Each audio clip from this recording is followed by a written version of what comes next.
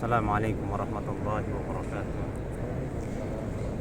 Alhamdulillah wassalatu wassalamu ala rasulillah wa ala alihi wa ashabihi wa mawalah. Amma ba'du. Kaum muslimin, Masjid Nabawi merupakan salah satu masjid yang banyak keutamaan disebutkan oleh Rasulullah SAW.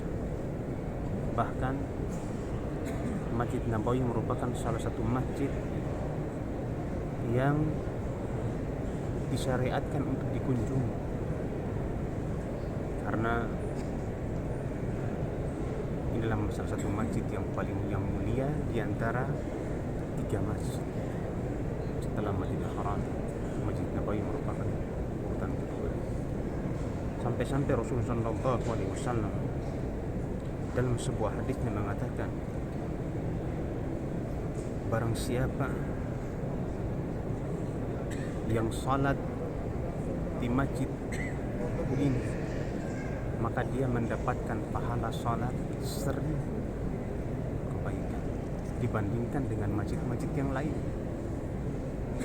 Sehingga hal ini menjadikan motivasi banyak orang untuk senantiasa mengunjungi Masjid Nabawi. Dan juga ini juga merupakan bagian dari dorongan cinta kepada Nabi Muhammad SAW.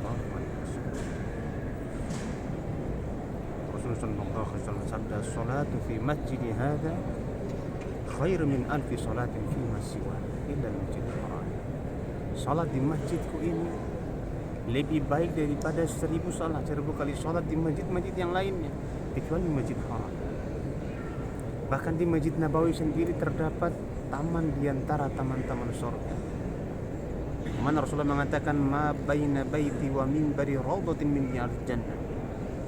Antara rumah dan mimbarku terdapat taman di antara taman-taman surga. Di antara keutamaan Masjid Nabawi, para ulama kita mengatakan bahwa ini maksud dengan taman surga yang memang taman pada hakikatnya, yang mana taman yang bentuknya akan berada di surga sebagaimana yang ada di dunia. Maka bagi antum semuanya dan antuna semuanya punya kelapangan, sempatkanlah waktu untuk mengunjungi kota Nabi, terutama mengunjungi Masjid Nabawi Syarif. Semoga kita semua diberkahi oleh Allah Subhanahu wa taala agar mampu mengunjunginya di waktu-waktu mendatang.